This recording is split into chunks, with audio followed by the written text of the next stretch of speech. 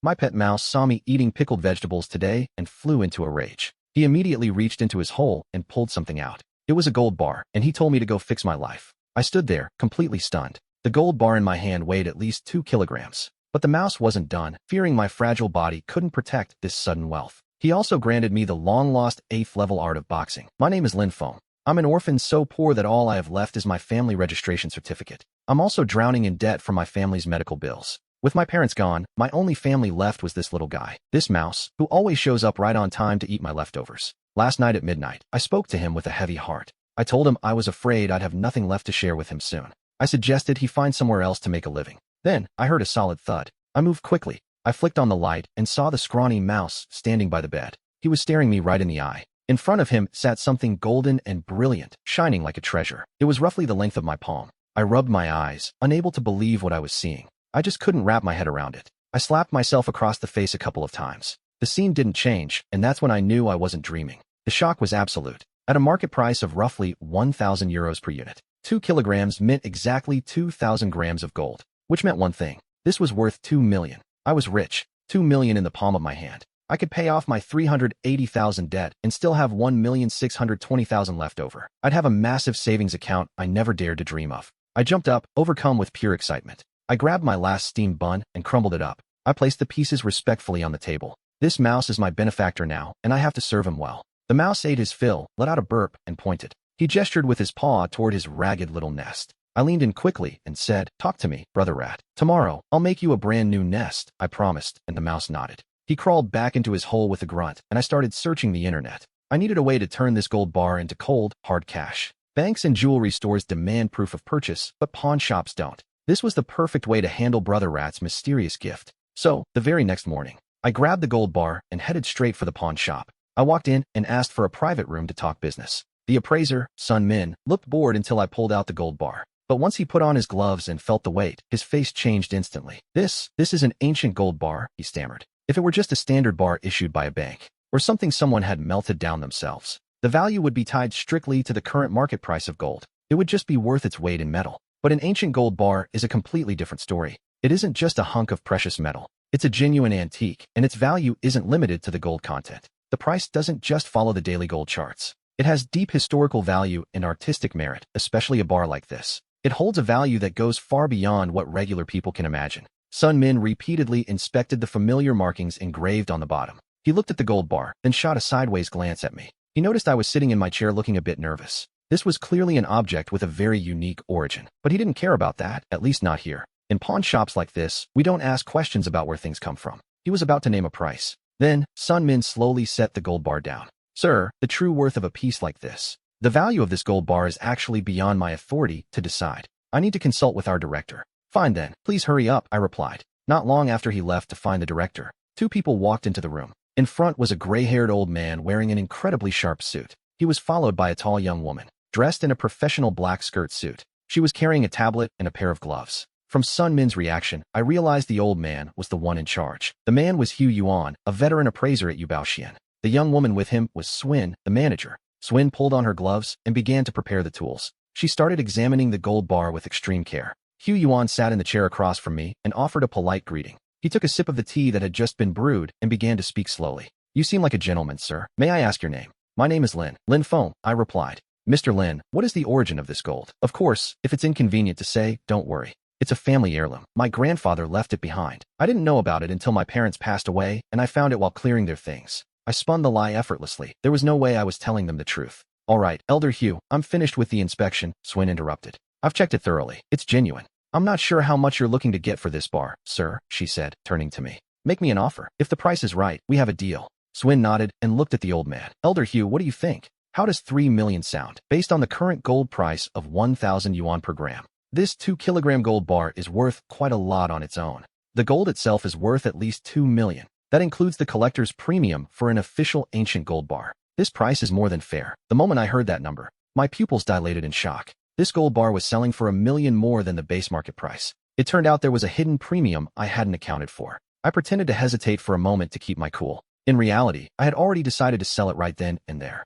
I had to hide my excitement so they wouldn't realize I was a total amateur. "Mr. Lin, about this," Swin began, looking slightly nervous. "This price is the absolute highest you will find on the market. She was desperate to secure the deal. She had originally planned to buy the gold bar for much less, aiming for around $2,200,000 to turn a massive profit later. Selling it for $3 million would usually mean a massive gap in the middleman's price margin. A difference of 800,000 yuan was at stake. But she didn't expect Hu Yuan to offer $3 million straight away. That was basically the company's ceiling price. At the market's peak, their profit on this would be tiny. I wondered why Hu Yuan would offer a price like that. It was a massive gamble on their part. The moment the deal for $3 million was finalized, I fought with everything I had to suppress my joy. I needed to keep my poker face intact. Swin handed me her business card before she left. I realized later that they valued the pristine condition of the bar. They assumed I had more treasures hidden away and wanted to build a bridge. They were playing the long game, hoping to catch an even bigger fish. After leaving the pawn shop, I slapped myself in the face out of pure excitement. It stung, but it felt incredible. The rush of becoming rich overnight hit me like a tidal wave. I had no idea how to spend $3 million, so I just rode my old electric bike for half an hour.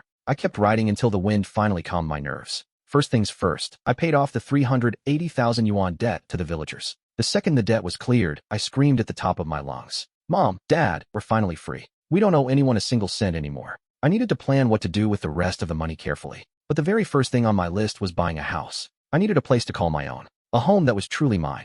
Could I really plant roots in this city? I started checking property prices immediately. I set my sights on a newly renovated complex. It had serious mid to high range potential. The place was called Quartz Garden, so I headed straight there. A saleswoman in a sharp uniform and perfect makeup greeted me at the door. She walked up, stared at me for a second, and whispered, "Lin Feng." I froze in surprise. I took a long, careful look at her. I searched her eyes for a connection. She looked familiar, but I couldn't quite place her. "I'm your old high school classmate," she said. It was Su Yao, though she looked a million times better than back then. "We used to sit right next to each other in class." "It really is you," she said. "Life has definitely changed you." I laughed and told her, "You've changed so much I barely recognized you." "Really?" she replied. "Because you haven't changed a bit." I nodded and asked, "So, what are you doing working here?" "Are you here on business?" she asked. "I'm here to buy a house," I replied. I got straight to the point and even asked if there was a discount. Su Yao looked completely stunned. Her eyes instinctively drifted down to my faded clothes. In this outfit, I didn't look like someone who could afford a house at all. After she confirmed several times that I was actually serious,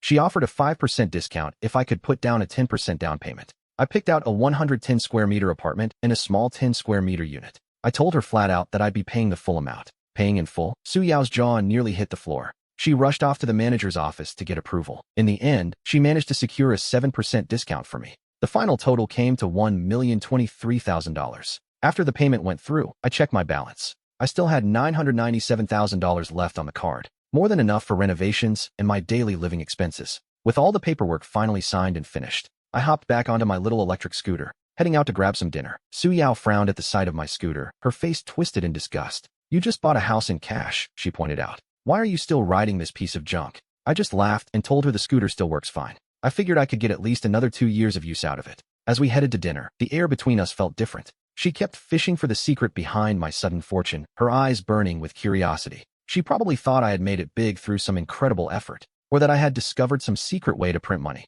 Of course, I couldn't tell her the actual truth. I kept it vague and told her I had simply won a $2 million lottery. The moment the words left my mouth, the excitement vanished from her face and her tone turned cold. Throughout the entire dinner, Su Yao kept to herself, refusing to look my way. She didn't say another word to me, but I didn't care about her sudden frostiness. When the bill came, it was over $1,000. Paying that much stung a little, but then I thought about the house. She was the one who helped me secure the deal, after all. In the end, the meal was worth the price. I gave her a ride back to her rental place on the back of my electric scooter. After watching her head inside, I turned the scooter around and rode off into the night. I didn't notice it at all, but right then, from the San Luis building where she rented, a pair of eyes followed me closely as I disappeared into the distance. On the way home, I suddenly remembered my little mouse friend. I had just enjoyed a feast for myself, and I couldn't treat my greatest benefactor like garbage. Without him, I wouldn't even be dreaming of buying a house. I wouldn't even be able to afford a simple hot pot. I stopped by the grocery store to pick up something special for him. I bought a half portion of roasted duck, some juicy chicken thighs,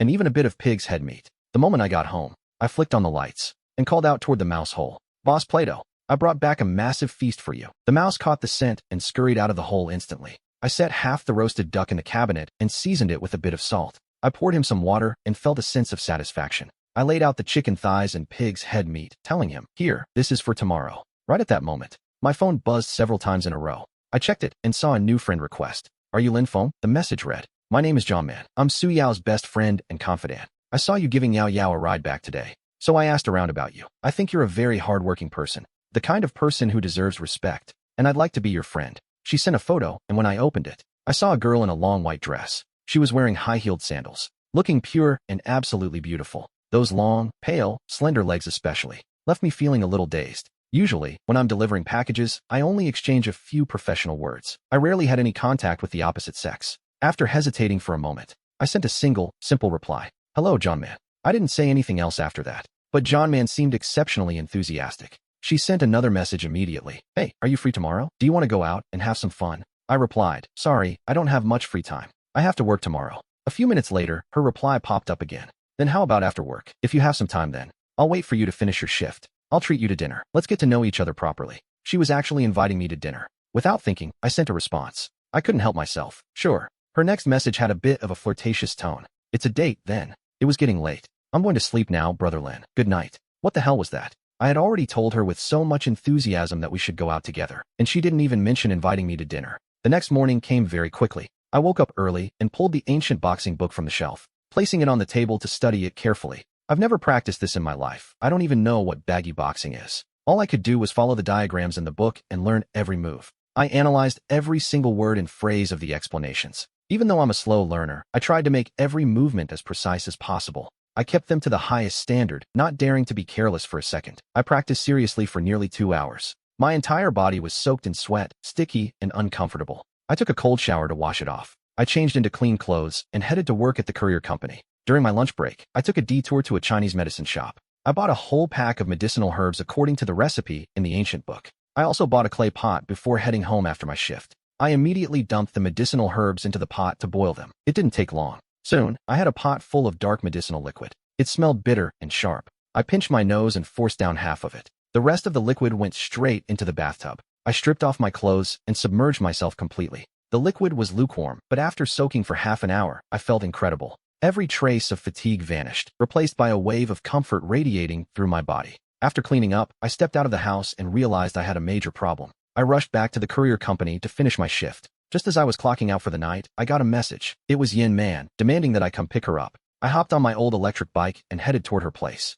I pulled up to the building where she was staying. She stepped out of her rental looking absolutely stunning. She was wearing a floral dress that fit her perfectly. Her face was done up with delicate, light makeup. She took one look at the helmet on my head and frowned. Then her eyes drifted down to my scratched-up, beat-down electric bike. Her expression didn't change much, but a flash of disgust flickered in her eyes as she thought about her life. She thought to herself, humph, he won the lottery and doesn't even know how to use it. He didn't even buy a better car. What a cheapskate. Lin, did you just get off work? She asked. Yeah, and you? I finished working a long time ago. My office job is much more relaxed. Brother Lin, are you okay? Are you tired from work today? If I had to tell the truth, I wasn't tired at all. I had drunk that medicinal liquid, and even though I was busy, I felt different. Despite working all afternoon, I didn't feel a hint of exhaustion. I was overflowing with energy. We arrived at the restaurant Yin Man picked out, and I ordered a few dishes. We ate and chatted for a while. During our conversation, Yin Man kept digging for details about my family situation. She learned I was from the countryside and that my parents had passed away early. She took my hand and said, Brother Lin, don't be sad.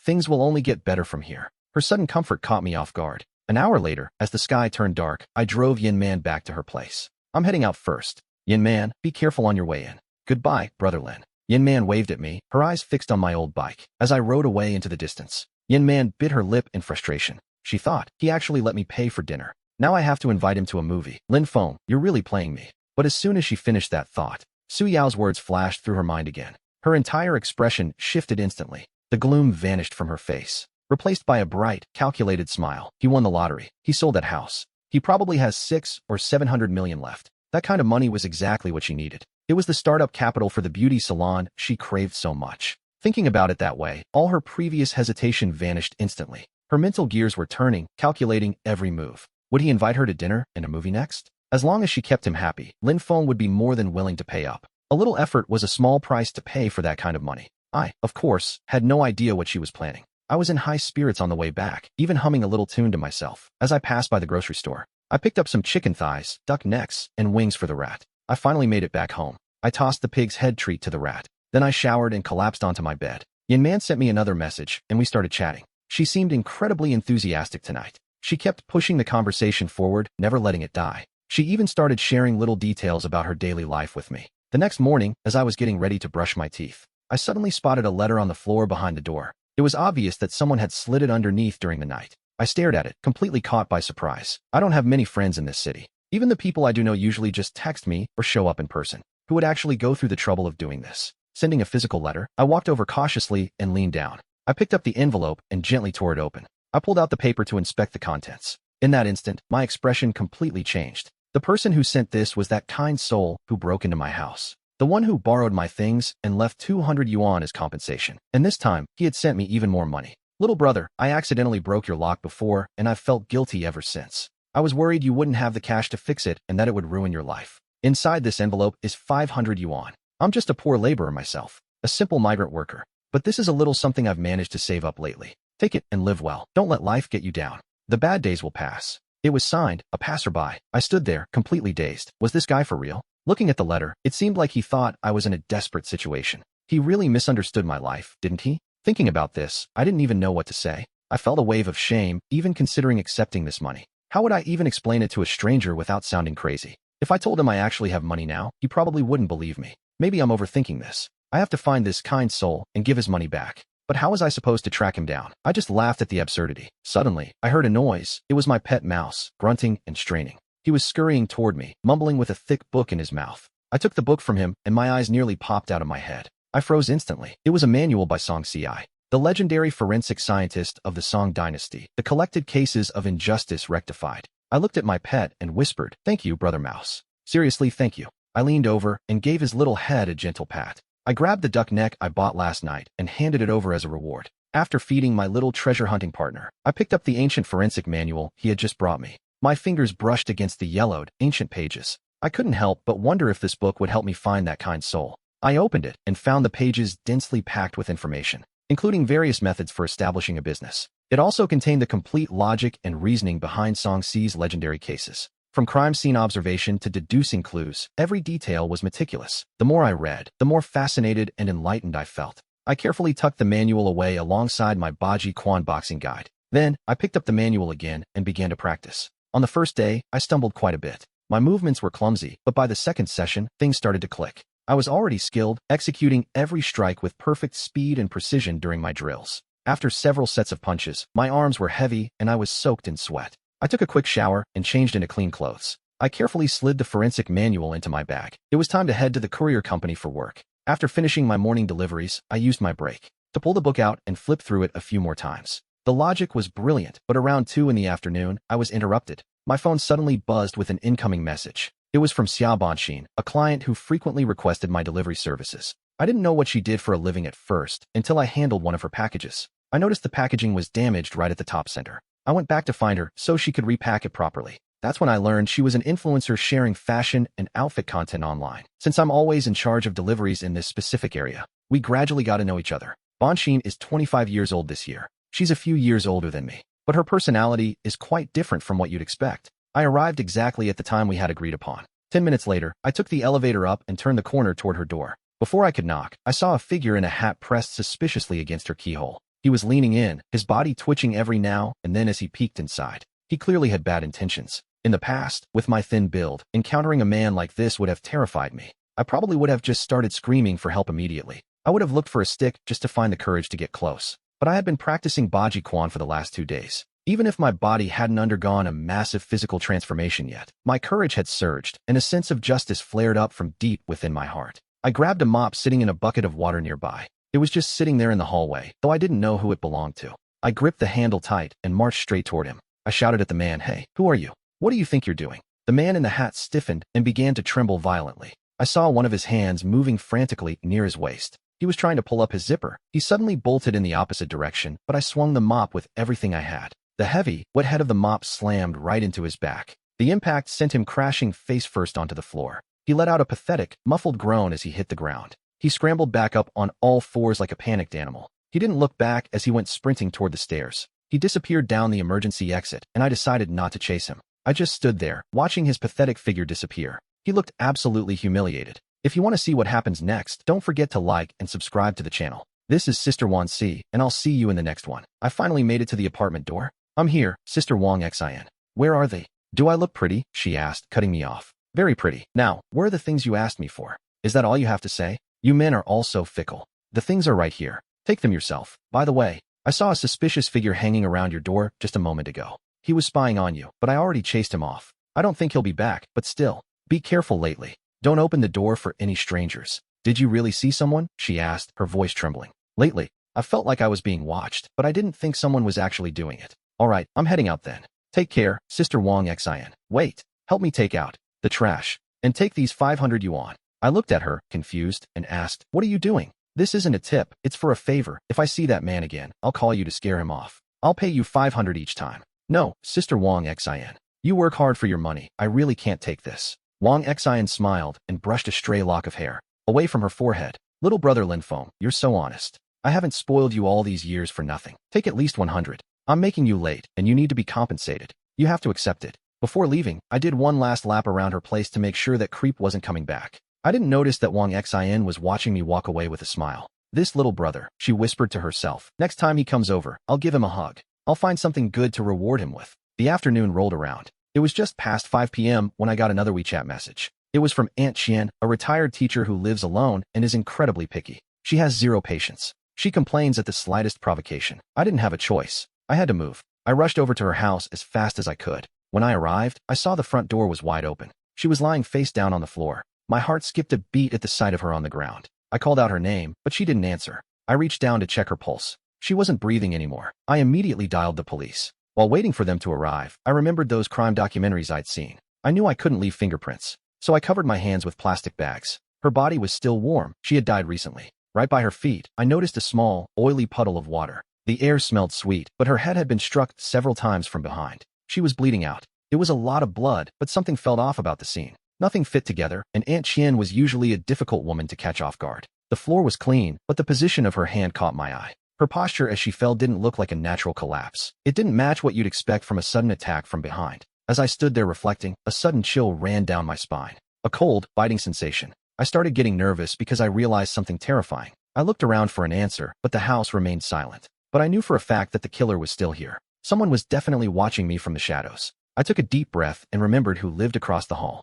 It was a young man in his 20s with a polite demeanor. He wore glasses, had soft features, and his last name was Li. His intellect was sharp, far beyond that of any ordinary person. He was much smarter than me, a truly brilliant individual. He had always been kind and had even helped me out before. And now, I realized he was in grave danger. I pressed my back against the wall. Mr. Li, are you really not coming out? My gaze was sharp, fixed on the entrance. I didn't blink for a single second. I watched that door like a hawk, fearing that the moment it swung open, the person inside would lunge out to attack me. Mr. Li, I know how you are, and besides, I've already called the police. You can't escape, so I suggest you wait for the officers to arrive. Turn yourself in now, and there might still be a chance for mercy. I spoke firmly, hoping to draw him out. Suddenly, the door clicked and opened from the inside. My muscles didn't relax for a moment. If anything, I was more tense than before. The man inside had just killed someone in cold blood. I had to be careful and stay on my guard. The door swung wide, revealing a young man in glasses. He had pale skin and stood about 6 feet tall. He adjusted his glasses and calmly asked me, "What's wrong?"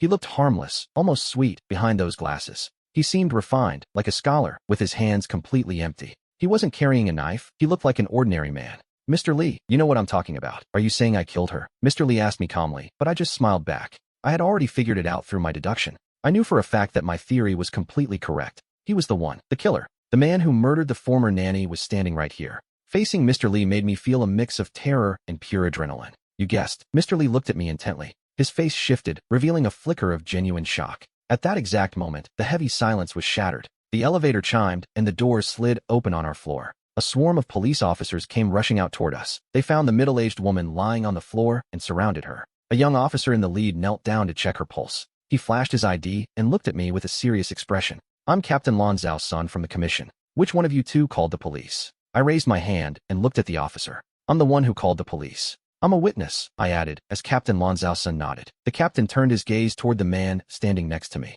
He looked past Mr. Li through the open door and addressed him directly. Mr. Li just stood there, adjusting his glasses. A faint, chilling smile curled at the corner of his mouth. "Yes, I'm not just the neighbor from across the hall." He spoke with a terrifying level of calm. "I'm the one who killed her. I'm the murderer, officer. I want to confess everything." Captain Lan Zhao's son froze for a split second. He recoiled in pure shock at the sudden admission. "Secure him," he shouted, startling every officer in the hallway. The police force swarmed in from all sides. They surrounded Mr. Li, their hands hovering over their weapons. Every face in the room was a mask of disbelief. Who would have thought a young man like this, so polite, so refined, could be a cold-blooded killer? Mr. Li didn't resist. He simply raised his hands in surrender. Captain Lan Zhao's son didn't waste a single heartbeat. He moved in immediately. Mr. Li, still wearing those glasses, calmly raised his hands. In an instant, an officer snapped the handcuffs onto his wrists. He didn't try to run. He just stood there next to me. Captain Sun barked out the order to take him away. As the officers dragged Mr. Li out, the captain let out a long sigh of relief. He pulled me aside to ask for my name and phone number.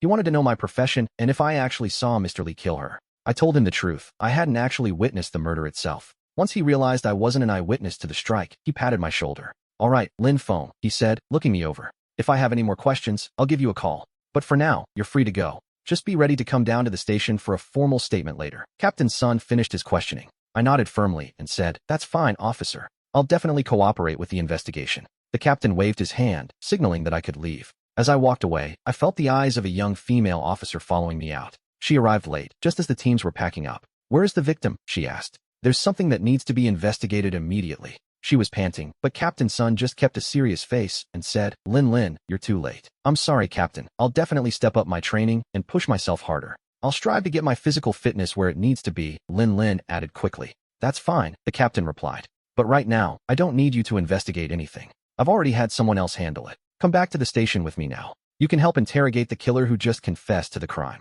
Captain Sen made it clear there were no more loose ends with this case. He put his hands behind his back and told her, "The case is already solved." Lin stood there, stunned that her very first murder case was over before she even started. The killer was already in custody, and the speed of it all left her speechless. Even Captain Sun hadn't expected things to take such a sudden turn. He didn't think it could be resolved this quickly. But a closed case is a good case, and the murderer was already caught. "Of course it's solved," he said softly. Lin could only watch as the target of her investigation was driven away. Captain Sun, the lead investigator from the district team. "Captain, you're incredible. I can't believe you solved the case this fast." Lin praised him, making Sun cough awkwardly. He didn't explain the truth, only saying, "Just keep learning from me. You have a long way to go." Meanwhile, I finally walked out of that building. I spent nearly another hour delivering packages until it was dark enough to head home. My shift was finally over. "Brother Yang, are you off work yet?" I checked my phone and saw a message from Jiang Man. "I just finished," I replied, noticing how eager she seemed. She was being incredibly enthusiastic today. She even invited me to go see a movie with her tonight.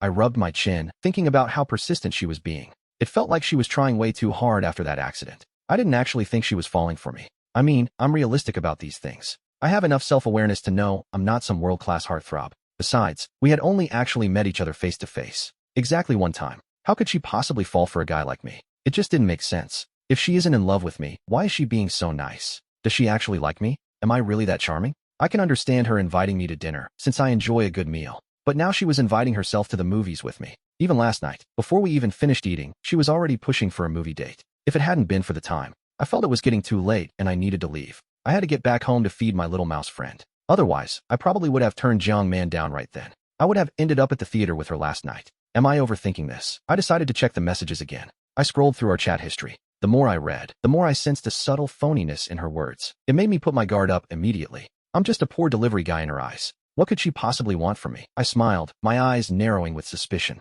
Suddenly, I thought about my current situation and realized I shouldn't judge people so quickly. It's way too easy to get things wrong. If she really has an ulterior motive, it'll come out sooner or later. I'll keep a close eye on her and see what she shows me, so I sent her a reply. Jiang Man, I just got off work. I'm coming to pick you up right now. Got it, Brother Yang, she shot back. Be careful on the road, okay? I hopped on my electric scooter and drove straight to Jiang Man's building. Lin Feng, a woman's voice called out. I looked up toward the sound. It was Su Yujuan. She was leaning out of the window, watching me from above. Hey there, Su. The corners of her mouth curled into a smirk. Take good care of my best friend tonight. Don't you dare hurt her. No problem, I replied. Right then, I heard the rhythmic thud of footsteps. Jiang Man came down the stairs wearing a long, flowing dress. It was a deep, striking red. She looked bright and charming as she said, Brother Yang, let's go.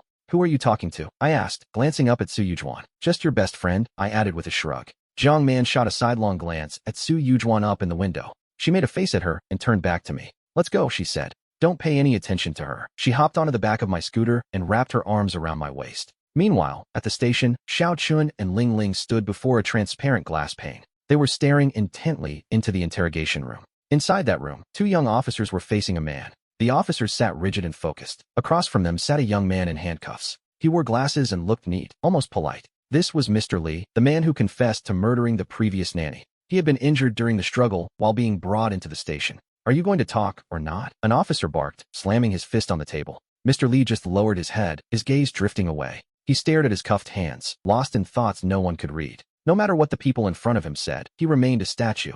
Not a single word escaped his lips. He stayed perfectly silent. Outside the room, Xiao Qin's brow furrowed as the minutes ticked by. An hour has passed, and he still hasn't said a word. Ling Ling stood right beside Xiao Qin, clutching her notebook. She held her pen tight and spoke with a sigh of frustration. She had asked to be placed here to observe and learn interrogation techniques. But no matter what the officers inside asked, the young man stayed silent. He acted as if he were completely mute. Not a single word, not even a flicker of emotion crossed his face. It looked like I would have to step in and handle the interrogation myself. Xiao Qin spoke up, his expression turning dead serious. Ling Ling's eyes lit up with instant excitement. The captain was finally going to take charge personally. She knew she had so much left to learn from him. She had hoped Xiao Qin would take her inside the room earlier. But instead, he had sent her to report the situation to the chief. She had been stuck out here, just watching and waiting for her turn. Now, she finally had the chance to face the killer face to face. It was her first time dealing with a real murderer. How could she not be nervous? How could she not be thrilled? Ling Ling, come inside with me, I commanded. But once we're in there, don't you say a single word. Watch how I uncover everything without even trying. In the meantime, make sure you record every detail. This was going to be the highlight of our next video. Thank you, Captain. Just listen closely and study my methods well. I led the way straight toward the interrogation wing. We moved through the main hallway and into the secondary corridor. The suspect, 00, sat there like a stone warrior. I understand, Captain. Yes, I'm coming with you. I guided Ling Ling toward the heavy door of the interrogation room. As we reached the entrance, I felt the tension shift. 2 police officers were already seated inside the small room. They looked up the moment they saw me enter. You two, head out for now, I ordered immediately. Leave the interrogation to me. The 2 officers nodded, following protocol without question. They gathered their files and prepared to leave. They stepped out, and the heavy door clicked shut behind them. Ling Ling and I took our seats directly across from the suspect. I faced the man directly, staring him down. He wore glasses and kept sniffing the air. Your name is Li Changhe, right? Isn't it? I asked firmly. The man didn't answer, just kept sniffing through his glasses as my expression darkened. Even if you stay silent, Li, we have the evidence to prove you're the killer. 00 sat beside me, feeling a crushing spiritual aura filling the room. He thought that if I directed those words at him, he'd break and confess instantly. The captain is incredible, he thought. Suddenly, a sound broke the silence. A low laugh echoed in the small space, growing louder by the second. It became a bold, mocking cackle as 00 looked up at Li Changhe. The man in the glasses just sat there, laughing his head off. I wondered what on earth he found so funny. The table suddenly shook, startling 00 as I leaned in. Li Changhe, you are a murderer. I am interrogating you right now. Be honest and answer my questions, I shouted, slamming the table again. I glared at him with pure fury as his laughter finally began to fade. He stopped, calmly reaching up to adjust his glasses. Officer, I just realized something, he said smoothly. A few things came to mind, and I couldn't help but laugh with joy.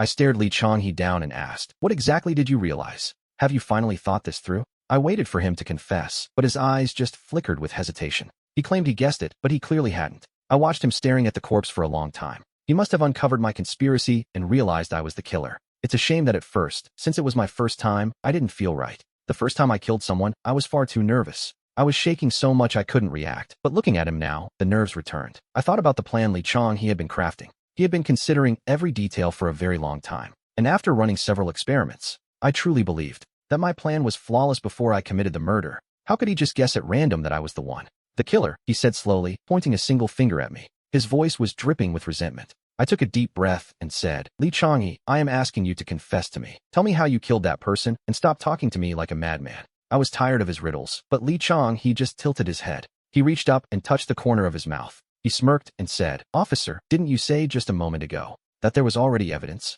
Evidence proving that I was the killer. Then I have to ask, where is the murder weapon? He didn't answer my question directly. Instead, he just pivoted the conversation. Where is the murder weapon? He repeated, catching me off guard. The forensics report said the wound was caused by a sharp object. I had already sent a team to tear Li Changhe's house apart, but the latest report said they still hadn't found a thing. Li Changhe spoke again, and I slammed my hand on the table. Li Changhe, I am the one doing the interrogating here, not you. He just adjusted his glasses and said, Officer, please, calm down. The natural course of events. My knowledge, my plan, don't forget it. I won't tell you anything until he arrives. His voice was steady, cold, and firm. I stared at him and asked, who hasn't arrived? Xiao Qin stood there, completely stunned. Your accomplice? He asked, snapping back to reality. Li Changhe gestured toward the boy with his eyes. He signaled for the records to be checked immediately. Ling Ling understood the cue and began to speak.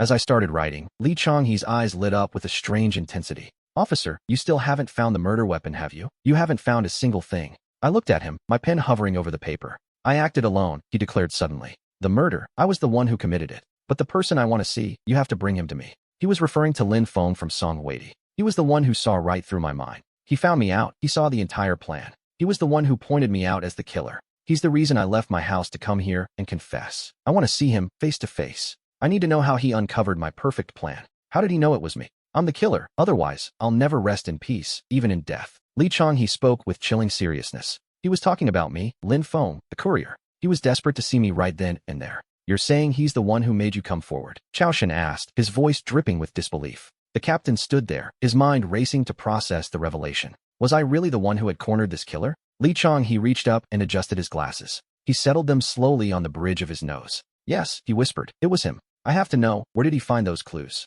Chao Shen started to press him for more details. But Li Chong, he raised a hand, shutting him down instantly. I have nothing else to say to you, he muttered. He dropped his head and fell into a heavy silence. Chao Shen was left stunned for the second time that day. He watched the killer for a moment, then pushed his chair back. Follow me, he signaled, walking toward the door. Ling Ling, and I followed him out of the room. Up close, the captain realized something was off. He looked at me, Lin Feng, the courier, and wondered who I really was. I had arrived late to the scene, yet I was the center of everything. He thought back to the surveillance video. Downstairs, he had seen my three-wheeled delivery van parked at the curb. All he knew for sure was that I was a simple courier. Then he spoke his thoughts aloud. He remembered I claimed to have witnessed the essence of the crime. I was the one who called it in, but he never expected this. To think I was also the one who caught the killer made Chao Shen's head spin. He replayed our earlier interrogation in his mind. He realized his approach had been far too basic. He had completely underestimated me. To him, the mystery of this Lin Feng was only growing deeper. Meanwhile, back in the heart of the city, my electric bike was humming down the open road. I cruised at a low speed, enjoying the gentle breeze against my face.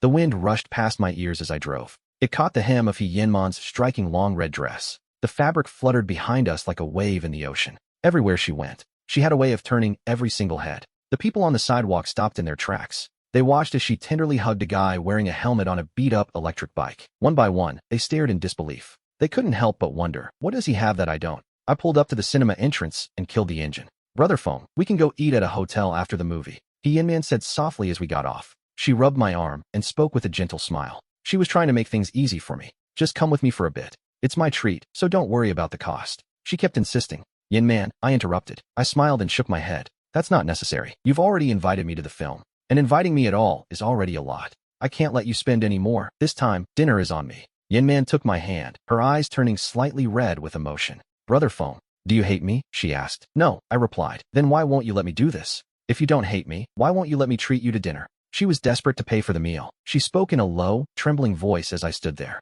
Hearing her say that made my heart ache. A bitter, stinging sensation rose in my chest. As long as it's for you, it's not a waste of money, she whispered. Because you are so important to me. Her voice was soft, like a melody drifting in the air. Every word she spoke felt heavy with genuine emotion. Her sincerity pulled at my heartstrings. When was the last time I let a girl care for me this much? Yanman, I said, you're a good girl, but I'm a man. I couldn't just stand by and let her handle everything. This time, let me treat you. You can invite me next time. I knew she came from the countryside and that earning money wasn't easy for her. I see you as a friend. If I always let you spend your money, it feels wrong. It makes me look cheap, I explained, as Yanman pursed her red lips. A small smile finally broke across her face. Brother Feng, thank you for thinking of me. I was wrong to push so hard. I'm sorry, she whispered. She leaned in close to me, acting docile and sweet. We stood at the cinema entrance, side by side. I carried a large bucket of popcorn.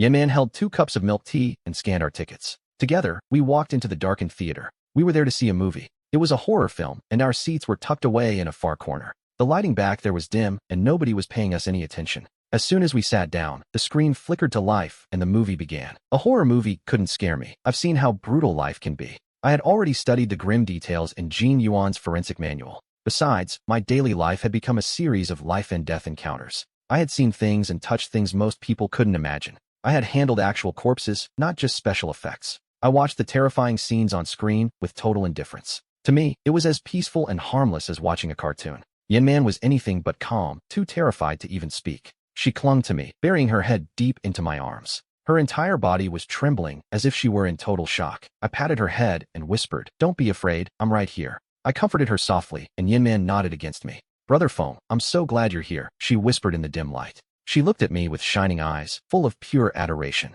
"You're so scared," I said. "How about we leave and find A romantic movie instead? I suggested playfully. Yin Man shook her small head in protest. She pressed a kiss against my chest and asked, "Don't you like it? I actually love watching horror movies, even if they terrify me. I think the thrill is incredible. I'll be fine once it's over," she replied. Well, since she was enjoying herself, I couldn't really say no. Suddenly, her body tensed up again. Yin Man shifted from her seat and moved closer to me. She climbed right onto my lap. As she did, Yin Man wrapped her arms tightly around my neck. "Brother Phone, this movie is it's just way too terrifying. I want to hold you while I watch it." Even though this was a situation I couldn't quite resolve, she didn't wait a single minute for an answer. Slowly, she moved my hand, turned her back to me, and sat down while holding my hands. I wrapped my arms around her waist, and when the next jump scare hit, her body began to tremble again. She pushed herself back into my arms, which started making me feel a little uneasy. It felt like a flame was beginning to burn inside my body. It was making it harder and harder to keep myself under control. "Yin Man." I whispered her name softly. "Yin Man." She flashed a sly look. She knew exactly what she was doing. I was about to say something, but she pretended not to hear me. She let out a scream. That's so scary. I'm so frightened," she cried, throwing herself back at me, right into my arms. In that moment, she thought to herself, "Today I'll show you, little rookie, exactly what real happiness feels like for a man." She wanted me to get a real taste and fall head over heels for her. She wanted me hooked in no time at all. She wanted me to feel like I couldn't live without her. Yin Man understood human nature, and men, all too well. Against her calculated moves, most men were just putty in her hands. And in this case, I was no exception. My face was flushing deep red in that moment. I wanted to say something, but the words wouldn't come out. I just couldn't say it. Honestly, I was too embarrassed to even speak. But even if I stayed silent, who was I kidding? She knew exactly what I was thinking. She knew clearly that I was reaching my breaking point. A little virgin is still just a little virgin, she thought. Bang. Go ahead, I'll let you take advantage of me this time. I'll let you have your fun for now. But once I have your money, I'll make sure your legs are broken for this. She was already imagining the payoff. Suddenly, a ringtone cut through the air. It shattered the tension between us. Who is it? Who doesn't silence their phone during a movie? Someone from the back row shouted in annoyance. I needed to shut it off quickly. I pulled the phone out of my pocket to check it. I moved my thumb toward the screen. Yin Man saw the call coming in and tried to stop me. I repeated that I had to take it. Her plan was so close to working. She was right on the verge of success. Yin Man wasn't about to let this moment slip away. She reached out and tried to lower my hand. "Don't go, little brother Lin. Just call them back after the movie is over. Besides, they probably won't even answer now." She kept whispering advice in my ear, but I looked down. I stared at the glowing number on the screen. It was an unknown number. I gritted my teeth and pressed the reject button. That was the real problem right there. The bitter taste of the situation left me feeling paralyzed. Yin Man noticed I rejected the call and immediately grew bolder. She became even more enthusiastic with her advances. Then, my phone started vibrating again. It was the same number. This had to be something important. I told her it was urgent, pushed her aside, and stood up. I moved like my life depended on it. I rushed out of the theater looking like a total mess. Yin Man just stared at my back as I bolted. She watched me disappear into the distance. She let out a cold, frustrated huff. Her plan was a hair's breadth away from succeeding. Damn it, who the hell was on that call? It ruined everything. She had spent so much time plotting this out. She stood up, realizing the mood was completely dead. Horror movies didn't actually scare her at all. Just a moment ago, she was putting on a world-class performance. She acted weak just to play on my sympathy. As she walked out, she saw me finishing my call and heading back toward her. She didn't waste a second before calling out to me. "I'm so scared, Lin Feng." Yin Man ran toward me with a look of pure distress. She grabbed my arm and asked in a voice like honey, "Are you done with your call? Let's go back inside and finish the movie. I only feel safe when I'm with you." She clearly thought this was the perfect moment to strike. She was pulling out all the stops to make me fall for her trap. She wanted me wrapped around her finger, so I just rubbed the bridge of my nose. "Yin Man, I'm sorry, but something urgent came up. I can't stay today." I told her I couldn't finish the movie with her. I couldn't even do dinner, but I promised to see her tomorrow. I told her I'd take her to a high-end hotel to make it up to her. A fancy dinner as compensation. Would that work? The truth was, that call was from the police station. Cheney wanted to see me immediately, and I had no choice but to go. But there were some things I just couldn't tell Yin Man.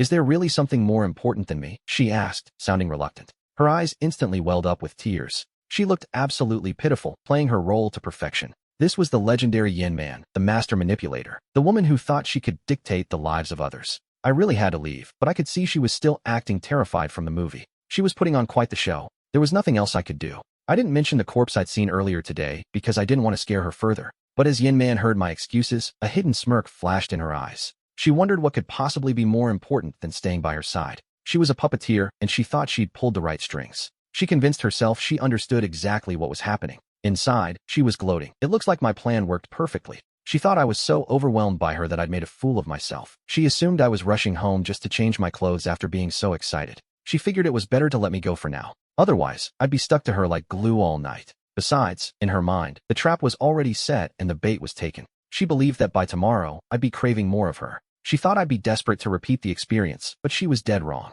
She thought, won't I have him completely at my mercy? Yin Man squeezed my hand and said, I understand, Brother Yang. Your business is much more important than this. I nodded and told her I'd listen to her advice. I hailed a taxi to make sure she got home safely first. A moment later, a cab pulled up and Yin Man climbed inside. She waved and said, be careful, don't overwork yourself, and get some rest. Once her car disappeared down the road, I turned around. Suddenly, a landscaping truck screeched to a halt right in front of me. The driver leaned out, frowning deeply as he looked at me. He stared at the man standing on the curb. I was just standing there with my helmet and my knife, dressed in my old, worn-out clothes. To him, I looked like nothing more than a common delivery boy. He had endless doubts swirling in his mind as he watched me. In his eyes, I was nobody.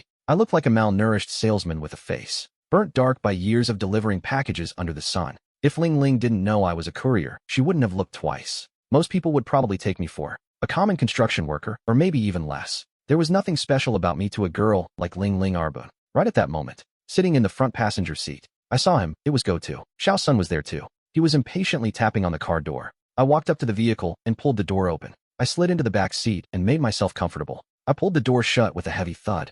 He turned around and stared at me. What's with the helmet? He asked. I set the helmet down next to me. I didn't want to leave it on the bike for someone to steal. It was a bit small and had definitely seen better days. But I wasn't the type of man to just throw things away. You're a very frugal man, Xiao Sun sighed. Just drive, please, I said, and he nodded. Bing started the car, though a strange doubt still lingered in his eyes. We headed straight toward the city center. The car pulled up right in front of the police station. So, the suspect told me you were the one who figured it out. You found the truth and forced a confession? Xiao Sun asked. He was watching me intently through the rearview mirror. That's right, I replied simply. Why didn't you tell me this sooner? Xiao Sun sighed, sounding helpless. If he'd known, he wouldn't have wasted time searching for me like a needle in a haystack. He assumed that since the suspect had already broken, the man would have spilled the entire murder plot and his motive to the cops. But the suspect hadn't said a single word to the officers. Xiao Sun slumped back into his seat, looking defeated. How was he supposed to know a delivery guy solved the case? Did he really think I was that capable? He couldn't trust me before, but now he had no choice. I needed to reclaim my dignity as the car came to a full stop.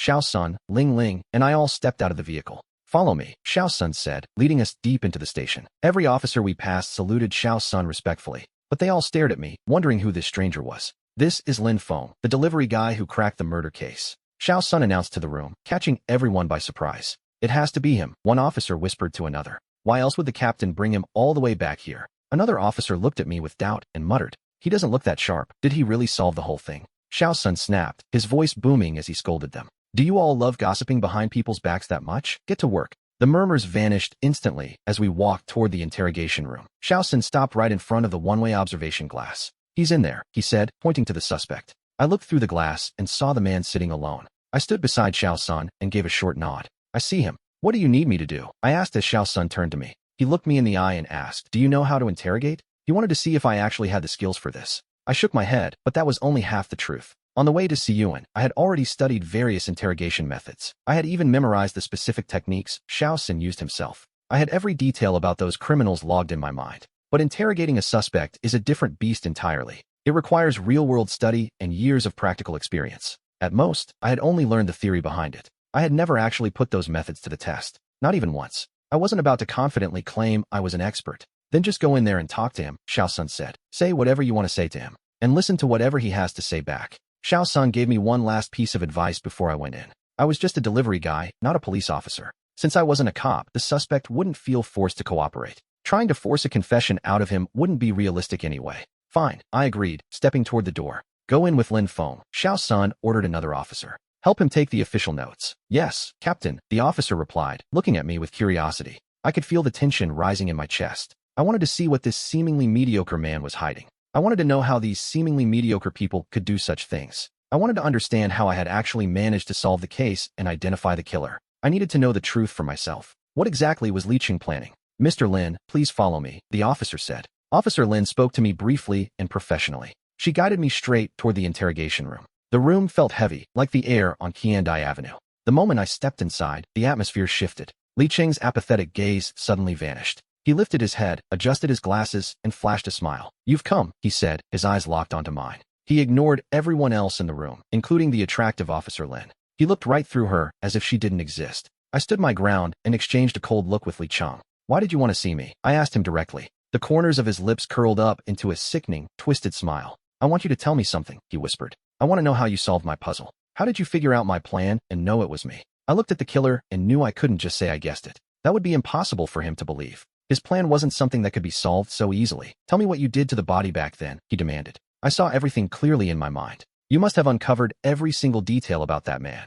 There was no other way for you to know. I was standing right behind the door, watching you the entire time. I rubbed my nose and didn't answer him immediately. I glanced at Officer Lin by my side and noticed her expression. She was staring at me with an intense, serious look. When she realized I had turned my head, she immediately looked away. Her face flushed red as she turned back around. She pretended to be busy staring at the computer screen. Then I looked at the glass separating the two rooms. I knew people were watching me from the other side. A lot of people, I feared, were tracking my every move. I could feel it, that heavy sensation of being under a microscope. Dozens of eyes were observing his every reaction. Go ahead, I said, finally breaking the silence. I've already done more than enough. As he spoke, I turned my body around. It was Li Cheng, and those were the first words he said to me.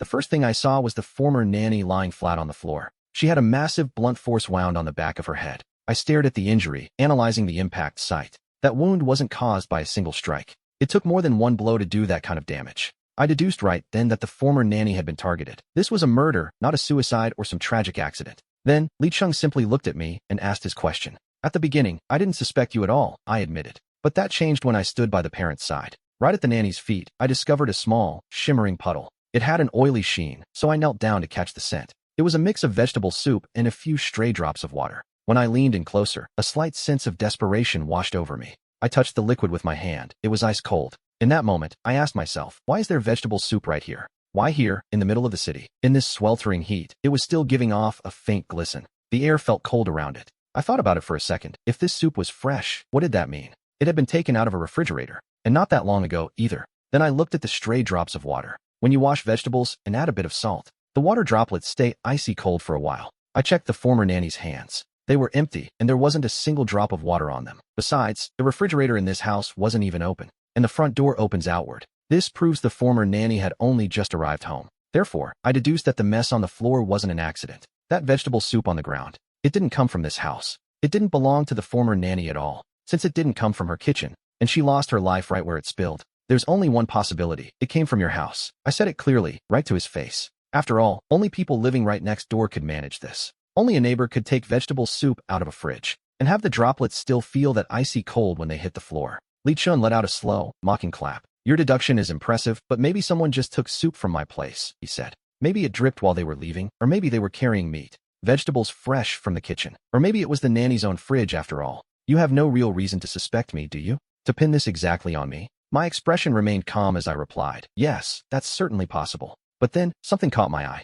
On the other side of the interrogation room glass. Click, click, click. The sharp sound of a woman's heels echoed down the hall. Her hair swayed as she walked. Wearing a white lab coat and clutching a document, the forensic expert approached. Her name was Sue Pai, from the police department's medical examiner office. As she reached the door, she saw the group of officers waiting. Officers were packed both inside and outside the interrogation room. Every single one of them was staring intently at the scene unfolding inside. The hallway was silent until, suddenly, Sue Pai's brow furrowed. She gave her documents a light shake and tapped a young officer on the shoulder. He was standing right at the entrance to the interrogation room. The young officer spun around immediately. His eyes widened the moment he realized who it was. Medical examiner Sue, he stammered. He asked her what she was doing there. Sue Pai simply lifted her folder and said, I brought the files. These are the autopsy records for your captain. But what about the rest of you? She asked. Why is everyone just standing around? There were so many people, they were practically blocking the entire hallway. She looked puzzled as she scanned the crowd outside the room. I noticed that Captain Xiao wasn't doing anything to stop this behavior.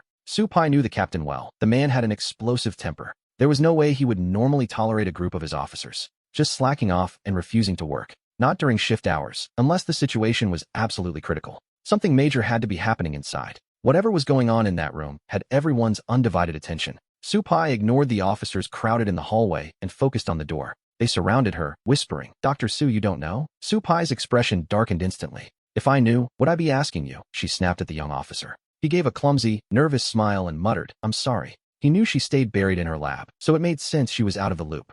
The thing is, right now in the interrogation room, there's a delivery guy breaking down every detail of this case. We're all just standing here trying to learn from him. Sue Pai stared at him with a look of pure disbelief. We were shocked when we found out too, Doctor, he added. A courier who stops delivering packages to solve crimes sounds like a joke.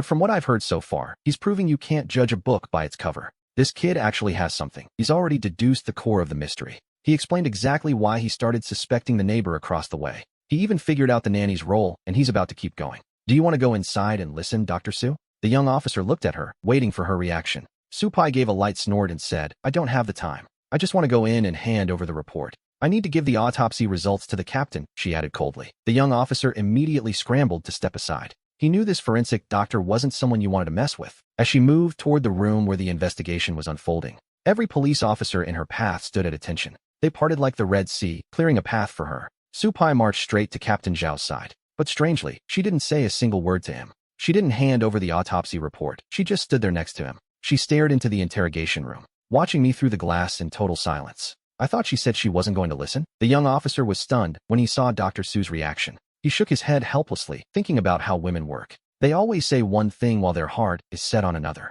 They're impossible to read. But the real question was, how did I end up being the one pushed aside? The young officer looked like he wanted to burst into tears right there. The observation space was already cramped as it was. It was completely packed now. With Supai added to the mix, there wasn't room to breathe. It was only logical that someone had to be left outside. Back inside the interrogation room, Li Qingwei adjusted his glasses and looked at me. Did I really have more to expose about his perfect crime? Absolutely. Li Qingguo, and never imagined I would see right through him. His plan, which he considered flawless and imperative, was actually full of holes. It was riddled with failures right before my eyes. I focused on the exact spot where the former nanny had fallen. I spoke calmly. She didn't fall in a position that suggests she walked in. If she had entered head-on, she wouldn't have landed like that. The moment she barely cracked the door open, someone impatiently attacked her from the side. They knocked her down instantly, sending her to the hospital. She was crushed right there, just inside the room. I looked at him and asked, is there a problem with that logic? Li Qingwei looked a little shaken. He was clearly confused. If someone had followed the former nanny up the stairs, looking for some kind of petty revenge, they wouldn't have waited for her to open the door to attack. They could have done it right there in the hallway. And if the motive was robbery or murder, there was no reason to strike the second she touched the handle. A real killer would have waited for her to open the door wide, stepped inside behind her, and then made their move. That way, they could hide the body or drag it further in. But attacking at the threshold and leaving the body, half inside and half outside the room, that's a massive red flag that screams something is wrong. It practically begs neighbors to come over and investigate. Why would a killer trap themselves inside while trying to steal money? There is only one reason the killer attacked in that exact spot. Only one reason they didn't bother dragging the body inside. They didn't care about hiding the fact that she died. They just wanted her dead right there at her own front door, to avoid raising any suspicion. I said to the officer, my voice low and steady, this is purely a subconscious behavior. The killer was acting on instinct to protect himself. He was desperate to avoid becoming a suspect. As for how I know you're watching me, look at that drop of water on the floor. It still had a trace of coldness, and the blood on the back of her head hadn't clotted yet. That proved the former nanny hadn't been dead for long. In fact, she was murdered just moments ago. The killer hadn't even left yet when I started suspecting you. I figured this was your first time killing, and you were incredibly nervous. I arrived so fast it made you restless. You felt forced to spy on me from the shadows to see what I'd find, to see if I'd realize you were the one who did it. You needed to be absolutely sure the nanny was dead, just so you could decide how to react next, so you could plan your next move. Li Qingwei's posture slumped, and his glasses slipped down his nose. He stood there, completely speechless. Then, he let out a cold little chuckle. Li Qingwei looked at me, wanting to know my final verdict. I stood up slowly, my eyes locked on him. Mr. Li, I could tell the moment you approached the house. It was impossible not to notice your behavior. But I never expected the former nanny to be that kind of person. Yeah, nobody. He looked like he had given up on life itself. She kept leaving takeout food at the door, over and over again. Every time I was about to leave, she would tell my girlfriend's parents that I was a loser. She called me trash and said even worse things behind my back. She's the reason my girlfriend finally left me. Her parents pressured her every time that woman caught us. She would just fix her collar and keep talking. Then she'd walk away, acting like a saint. How could she do that? It's ridiculous. This time she even looked me in the eye and said I was just overreacting. Li Qingwei stopped laughing abruptly, his face turning cold. Fine. From this moment on, I'll confess. I'll tell you everything. Thanks for coming. Don't mention it, I replied, and opened the door. I walked out of the interrogation room. As soon as I stepped out into the hallway, Lin turned toward me and called out, Mr. Lin. She looked completely bewildered by what she had just seen. She was confused, but she knew I had broken him. Li Qingwei's psychological defenses had crumbled. The rest of the interrogation would be easy now. But with me leaving, she wasn't sure how to handle the rest. She didn't know how to keep the communication flowing with him. She rushed to catch up and pulled me aside. Mr. Lin, how did the whole case actually happen? She asked, her voice full of doubt and curiosity. Wait for Li Qingwei to explain it to you piece by piece, I said. Just then, Captain Xiao walked out from the other side. He was approaching with long, heavy strides. He stopped right in front of me and looked me in the eye. "We'll take it from here," he said firmly. "But before you go, could you tell me one thing? Where exactly is the murder weapon?" I told him I'd have someone help me finish the job. I told him to look for it himself first. My voice was low, but I had already given them the opening they needed. This was the final piece of the puzzle I had to solve. During our initial confrontation, I felt like I had lost a round to Lee Ching-Gui. If he demanded I find the weapon, what would I do? The water stains on the floor were invisible now. The traces on the refrigerator and the floor weren't enough. As evidence, they were too weak to hold up in court. I needed to find the actual murder weapon and shove it in his face. I wanted to leave him with no way to refute the truth. Captain Xiao, Lin Lin, and the other officers watched me with pure anticipation. They had already torn Lee Ching-Gui's house apart, but they hadn't found a single trace of the weapon. Every single one of them wanted to know where it was. Could I really do it? Could I deduce its location? I knew Lee Ching-Gui had planned this murder for a long time. He had been plotting to kill that nanny for ages. The weapon he used had to be hidden perfectly. I visualized the wound on the back of the nanny's head one more time. It was caused by a blunt object, something similar to a hammer. If he had just left it out, it would have been spotted instantly. It would be easy for anyone to find, but the police found nothing. That meant he either threw it away, or there was a secret compartment hidden in this room, maybe under a floor tile or inside a hollowed-out section of the wall. The weapon had to be tucked away in a spot like that. But Lee Ching-Gui was knocked out shortly after the crime, which allowed me to identify him in a matter of minutes. He didn't have enough time to leave the house and dispose of it. So, there was only one possibility left. The police officers finally realized what I was getting at. Suddenly, Lee Ching-Gui's expression shifted. He must have built a secret compartment right here in his home, a hidden space inside this very room to stash the murder weapon. Captain Xiao clapped his hands and shouted, "Mr. Yang is right." I didn't believe it at first either, he added, while Lin Lin stood beside him. She remained silent, her face unreadable. The captain's thick-skinned enthusiasm was honestly starting to grow on me. I thought to myself that if I were just an ordinary man, I never would have been able to overcome Lee Ching-Gui. But here I was, standing in front of a crowd of officers, listening to Captain Xiao back up every word I said. Lin Lin coughed slightly and turned her face away. The captain pointed at his men. You, and you, get to Lee Ching-Gui's house now. Follow exactly what Mr. Yang told us. Conduct a thorough search and don't miss a single inch. He barked the orders, and they shouted back, "Yes, Captain." Captain Xiao then turned back to me. He looked relieved and said, "Wait a moment, let me finish questioning Lee Ching-Gui. Then I'll personally drive you back home." He said it with a wide, friendly smile. He was clearly worried I might have to face more of Li Chen's people alone. There were still loose ends, and he wanted me to stay a bit longer. "That won't be necessary," I replied firmly. "It's already late, and tomorrow I have to go to work, so I need to get some sleep. Don't worry about me, I'll just take the bus home. I'm already behind schedule, and I need to go feed my son." I didn't have time to wait around for these rats any longer. I didn't overthink Captain Xiao's offer or ask for clarification. I didn't even wait for him to finish his sentence. I just turned around and walked out the door. Captain Xiao scratched his head in confusion. He couldn't tell if I was being serious, or if I just hadn't understood what he was implying. But since I clearly had things to do, he knew he couldn't hold me back. I had already analyzed the entire case for them. It would be embarrassing for a captain like him to keep pestering me for more help, so he looked at Lin Lin. "Lin Lin, drive Mr. Yang home right now," he ordered. No matter what he was thinking, he knew it was impossible to let me leave without making sure I got home safely. After all, I had come all this way just to help them solve their biggest case. How could he let his star consultant just walk out into the night? "I'll take Mr. Yang home myself," Lin Lin said, rushing to catch up. I was already at the door when she grabbed a helmet and followed me. I stood there at the edge of the sidewalk, just watching the road and waiting for a bus. I just wanted to get home and put this day behind me. "The captain ordered me to drive you," Lin Lin shouted as she ran up. But before she could reach me, a red BMW screeched to a halt. The window slid down to reveal a woman with a cold, piercing stare. "Get in," she commanded. "I'm taking you home." I narrowed my eyes, looking her up and down. "And who are you supposed to be?" I asked. She smirked, leaning back against the leather seat. "You're the genius. Why don't you deduce it yourself?" I didn't have the energy for her little riddles, so I just waved her off. "Pass. Goodbye." I turned back to Lin Lin, refusing to waste another second. "I'm the lead medical examiner," the woman called out. "Su Pei, now get in the car. I have questions that only you can answer." "A medical examiner? This woman?" I turned to Lin Lin and asked, "Is she actually a forensic doctor?" Lin Lin looked at Su Pei with a mix of respect and hesitation. "Yes, Mr. Yang," she whispered. "She's the best we have. She's the lead forensic expert for our entire police department." I stopped in my tracks and climbed into the BMW. Su Pei rolled up the window immediately, completely ignoring Lin Lin as she hit the gas and sped away. Lin Lin just stood there watching the car vanish, unsure of what to do. I settled into the back seat of the luxury car. I kept my expression cold, not letting her see that I was tracking our route. I noted our position and the location of the crime scene. My LX motorcycle was still back there.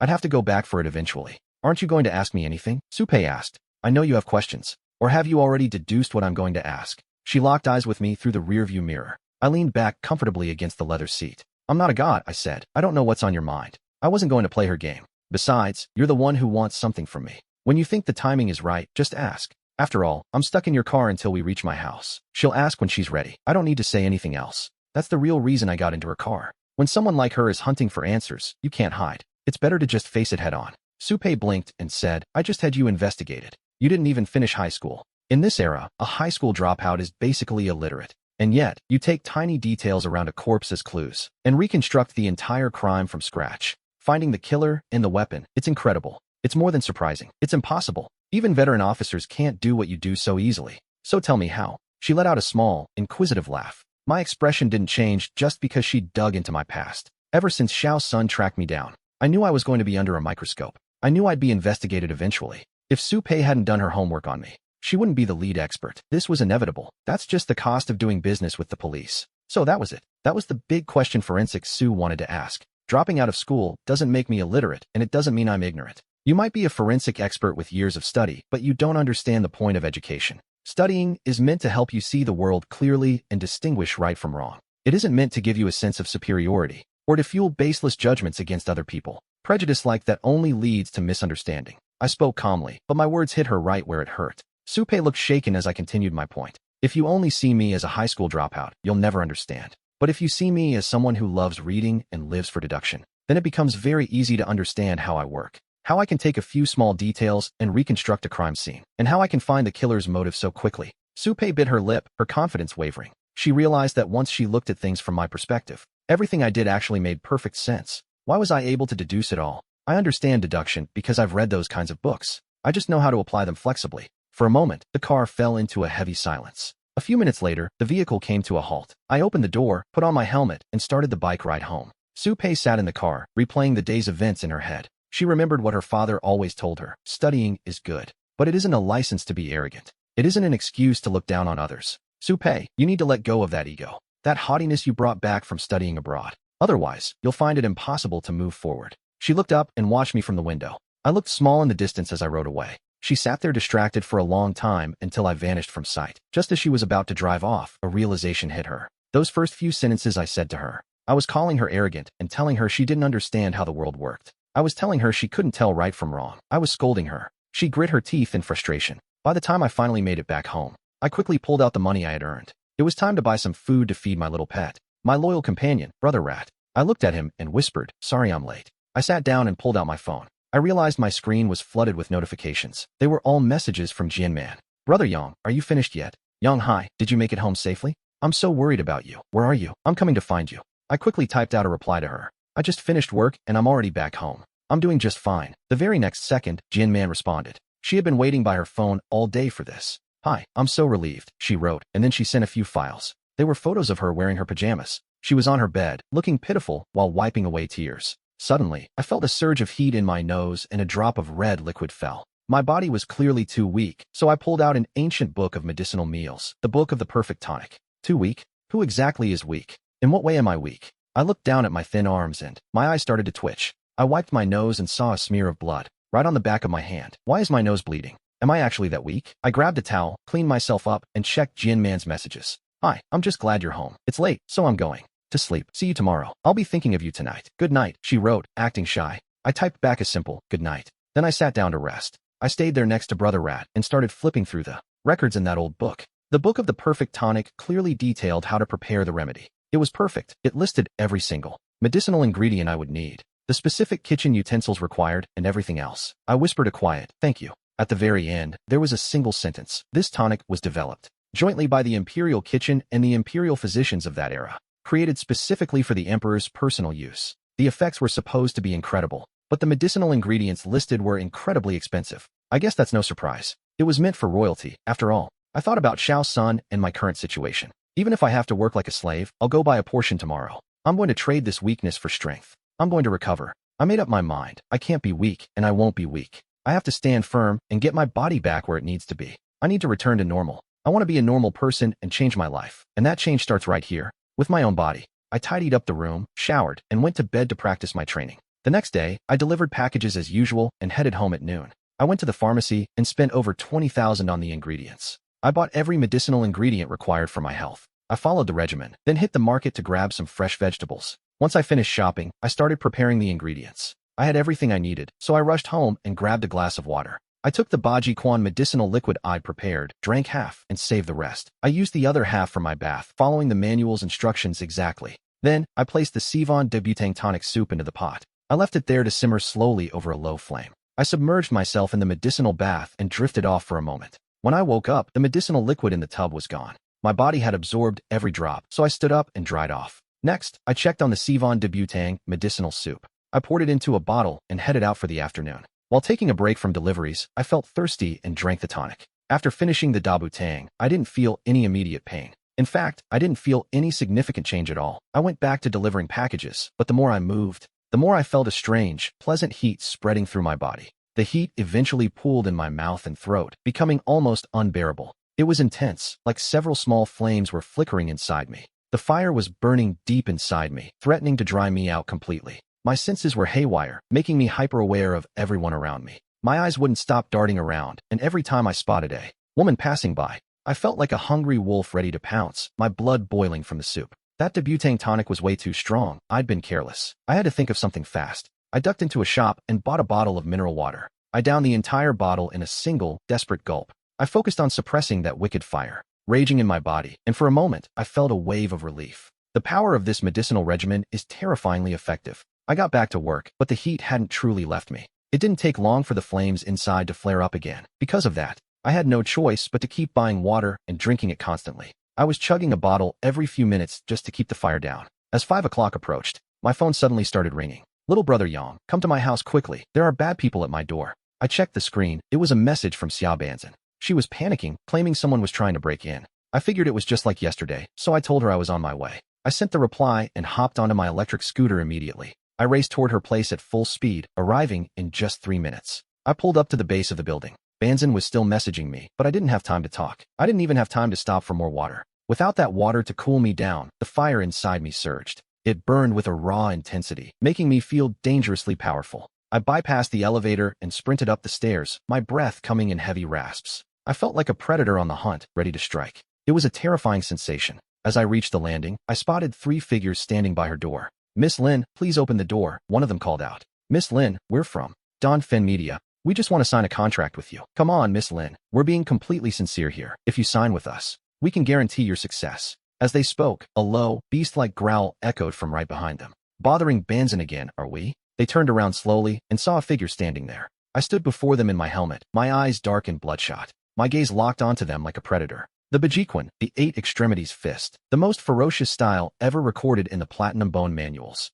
The fist of the 8 levels, the ultimate strength, pure, ruthless power. The technique flowed through me like an old friend. It was pure ferocity. I felt like a rabid dog ready to tear them apart. One by one, they started to panic. They tried to explain themselves, but I didn't ask for words. I didn't give them a second of my attention as they backed away. They turned their heads and bolted at a desperate speed. If this were before, I wouldn't have been able to catch them. There would have been no way, but now, everything is different. The perfect tonic soup and my handpoint training have changed me. The medicinal liquid from those 8 levels was working through my veins. Both the soup and the training gave my body a massive upgrade. It turned me into a complete beast. I moved slowly, like a wolf closing in on its prey. I drew closer and closer to the 3 of them. Brother, if you keep this up, we'll have to defend ourselves, one warned. 3 against 1. Those were still the odds. Easy, come on, I shouted without a hint of fear. Stop talking, he's coming, stop him, they yelled, moving clumsily toward me. They lunged forward, trying to pin me down, but I threw myself at them. Boom, with one strike, I slammed one of them into the dirt. I pounced on him and unleashed a brutal beating that nearly ended him. He looked half dead, and the other 2 began to back away. Their jaws dropped as they screamed, "Help me." The man's face was already covered in dark, heavy bruises. He begged for mercy, his bones sounding like they were about to snap. Here we go. The other 2 moved in quickly. They tried to pull me off, but I spun around instantly. I struck with everything I had, aiming straight for the eyes as he lunged. After I slammed him to the ground, all that was left was a mangled mess. I gave him a brutal beating. Only 1 minute remained. The man looked at me and stammered, "Brother, let's talk. Take it easy, we're good people." I didn't listen to him. I only listened to the fire my father left in me. I thrashed him. After the final blow, he collapsed against the wall. I was exhausted, and that burning blood, surging inside of me, finally began to settle after such a release. The rage dissipated completely, leaving me with a sense of relief. It was handled. I pulled out my phone. I sent a message to Shao Senator then. The door slowly creaked open. Shao Sen stepped out with extreme caution. He saw 3 men sprawled on the ground, a scene of pure carnage. Their faces were unrecognizable from the bruises, and then he saw me leaning. against the wall. My eyes were swollen and bloodshot. I was covered in blood, looking like something out of a nightmare. The detective approached me timidly, his eyes wide. He looked at me and whispered, "Brother, Lin Feng, you really are a hell of a friend." He helped me take off my helmet and asked if I could even walk. "Are you okay?" he asked. I just nodded. "Yeah." I managed a weak smile. I didn't have a single drop of rage left in me. The fury was gone, replaced by a heavy sense of relief. Xiaosun looked at me, panicked. "Are you really okay? Your hands, they're covered in blood. How could I be okay after that? Come on, I'm taking you to the hospital right now." Xiaosun was genuinely worried about me. After all, I had just risked everything to save him. He looked moved, but I just shook my head. "This isn't my blood, it's theirs." I wiped my hands clean and turned back toward the street. "Hey, where are they going?" Xiaosun asked, pointing at the three thugs. Their faces were swollen beyond recognition. They were desperately trying to help each other up in total silence. They looked like they were running for their lives. They started moving faster. "Forget them," I said. "Let's just get out of here. Come to my place and rest for a bit," Xiaosun suggested. He helped me up, and we slowly made our way into his house. It was the first time I had ever stepped foot inside Xiaosun's home. Usually, whenever I came by to pick up a package, he would just meet me at the door, and I'd be on my way. I never wasted a second. But as I walked in, I noticed the floor was covered in something. The carpet was thick, and the curtains were drawn tight. It made the entire interior feel incredibly dark. I hesitated and asked, "Should I take off my shoes? Was it even necessary in a place like this?" "Here, let me help you," she said, stepping closer. It was the first time I had ever had someone wait on me like this. She actually reached down to help me with my shoes. I wasn't used to a woman doing something like that for me. "I've got it," I insisted. "I can do it myself." "Do you even have the strength? Lean against the wall and let me do it." She knelt down, helped me with my shoes, and guided me to the sofa. She brought me a glass of water and a warm towel for my legs. She began wiping the blood off my skin with gentle strokes. Then, she started massaging my shoulders to help me relax. "Little brother Xiaoyang, thank you," she whispered. Xiaosun looked at me with deep gratitude in her eyes. She scanned my body, taking in the damage I'd taken. I sat there, leaning slightly forward. My frame wasn't exactly broad or imposing, but this was the body of a man who had just fought off pure evil. I had fought 3 men, risking my life for her without a second thought. The more I thought about it, the more I needed a sip of water. I told myself I only do things for the money. "Isn't that what I'm supposed to do, sister?" I asked. Xiaosun was being far too kind to me. She stopped what she was doing and reached for her purse. She pulled 500 yuan out of the bag sitting next to her. "Here is your money," she said, looking at me with intensity. She tried to press the 500 yuan bills into my hand. I looked at the cash and shook my head. 100 yuan was enough for the delivery fee. I took a single bill and pushed the other 400 back. I set the extra money down on the coffee table. That was the price we had originally agreed upon. I wasn't going to take a single cent more than that. But Xiaosun just grabbed the 400 yuan again. She forced the bills back into my palm. Then she pulled another 500 yuan from her purse. She stuffed all of it into my hand and closed my fingers over it. "Sister Xiaosun, what are you doing?" I looked at her, confused by her sudden intensity. Was all that effort really worth just 100 yuan? Xiaosun asked, her voice trembling with emotion. I rubbed my nose and looked away.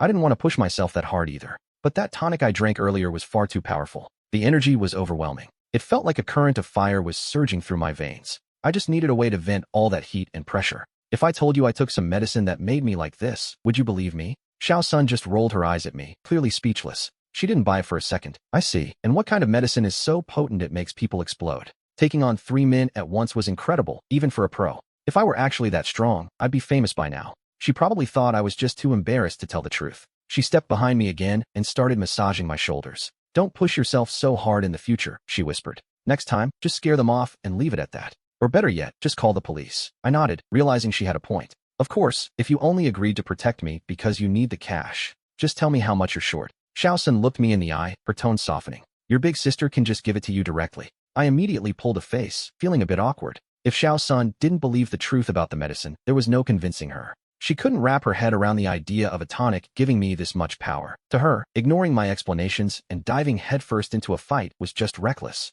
Taking on 3 guys without a hint of fear, it was more than I'd done in a year. In a way, I actually had to thank Xiaosun for this. She gave me the perfect chance to test my limits during this chaos. I needed to vent that surging current of blood and fire burning inside me. Without this fight, that energy would have just kept building up. That raw mixture of heat and adrenaline was becoming unbearable. It felt like I was being scorched from the inside out. If I hadn't found an outlet for that soup's power, I honestly think I would have lost my mind. That violent rush of blood and fire in my veins. It was finally starting to cool down. Does this mean every time I drink that tonic, I'll be this wired? In the future, I'll need to find a place to vent this blood and this fire before I can even think about relaxing. I started weighing my options. Where exactly could I go to unleash that burning current? Xiaosun kept talking, but I was lost in my own thoughts. I didn't hear a single word she said. Ding! Suddenly, my phone buzzed several times. The sound snapped me back to reality. I looked down at the screen. It was a message from Jian Man saying she was ready for dinner. She was asking when I'd be off work to come pick her up. I'm coming right now, I replied. As I sent those few words, Xiao Sun leaned in from behind. She spotted the message immediately.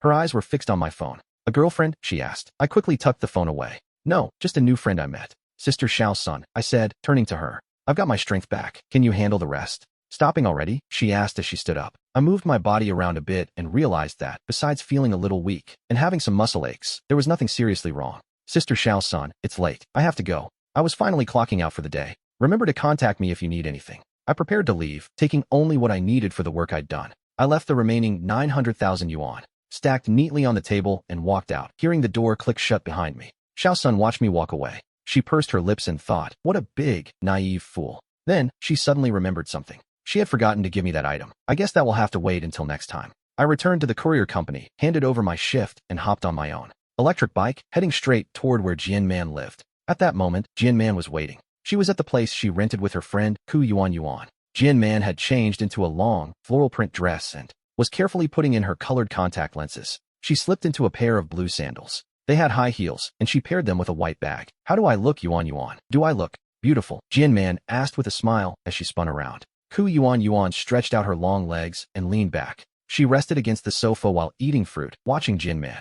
Beautiful, you're beautiful, but you dress up like this every single day. What can I even say at this point? How much progress have you actually made with him? I'd hate for you to get all dolled up just for him to not even blink. You'd just be playing yourself like a clown, she said indifferently. Jian Man just smiled. Yuan Yuan, you know the truth. I'm just playing along. It's for my father. Do you really think I'd actually be with him? With a guy who looks like a common laborer? If anyone is the clown here, let me tell you, he's the real clown. She spoke with pure satisfaction, a slight smirk playing on her lips. She arched her eyebrows. Lin Feng was already head over heels for her, and everything was going exactly to plan.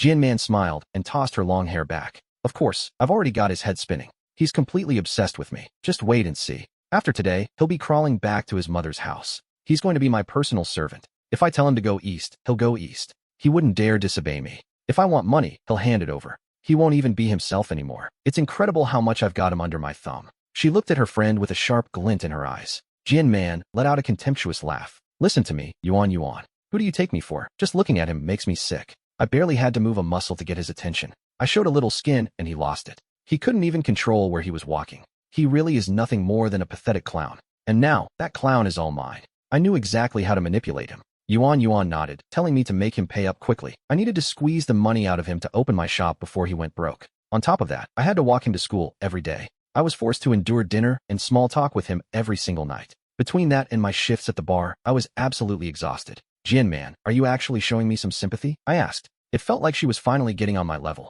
Are you really going to open that shop so soon? Jian Man asked me with a sharp, knowing smile. I bit my lips so hard I could taste blood. I needed this to happen today. Fine, the truth is, I wanted to take full advantage of the situation with a wealthy guy I just met. There's this rich heir who has been chasing me lately. He's constantly trying to wine and dine me, but I can't stand him. He has zero class, but he's incredibly well-connected. He has the right ties, and I want to use him. I'll use him to break into the inner circle of the elite, even if I don't know how yet. I have no status and no background, but that's about to change. I have no teeth in this game. No money, no influence. I can't blend in with that crowd at all. I'm just waiting for you to open the shop, so I finally have some backing. I see. Don't worry. I'll make sure you marry into wealth. But how much longer do I really have to wait for a rich guy? Jian Man's words lingered as the man headed back to the woman's house. Suddenly, her phone rang. He's downstairs. I'm coming down now. Bye. MHM. Have fun then. Just like yesterday, Jian Man hopped onto the back of my bike. She wrapped her arms around my waist. Which fancy hotel are we dining at tonight? You choose, I told her. I watched her hesitate. Dining at a place like that. A big hotel is so expensive. Why don't we pick somewhere cheaper? Jian Man asked. She looked worried, but I insisted. I promised you. You choose. It's fine. All right then, Manjai. We headed toward Jintalo. You lead the way. I told myself that life is just an experience, every moment of it. My electric bike sped through the streets, cutting through the wind. We moved fast, heading straight for Jintalo. We finally arrived at Jintalo, and Jian Man looked around. The waiter led us through the restaurant. We stepped into a massive, private dining room. We sat down, facing each other across the table. The waiter handed us the menu with a polite nod. Jian Man looked at me and said, "This is my treat. Order whatever you want," she added, setting the menu down. She gave me a warm smile. "Lin Feng, you're so good to me. I think I'll start ordering now." She spoke softly, picking out 5 different dishes. Once the waiter left, she bit her lower lip nervously. "Lin Feng, isn't this private room a bit too much for just the two of us?" I shrugged. "It's a little fancy, sure, but we deserve it once in a while. I wanted to enjoy the atmosphere here.